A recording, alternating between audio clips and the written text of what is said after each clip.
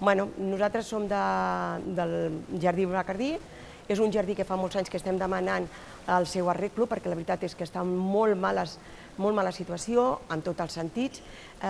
Tenim el Pipicant, que són 16 metres quadrats, i la veritat és que estan escampant per tot el parc, que estan ells amunt i avall tots els gossos, i necessitem que això s'arregli. Fa molts anys que estem demanant això, aquest jardí que es faci realitat, i demanem que ara que tenim una oportunitat molt bona, de veritat ens escoltin i es facin realitat aquesta proposició que tenim.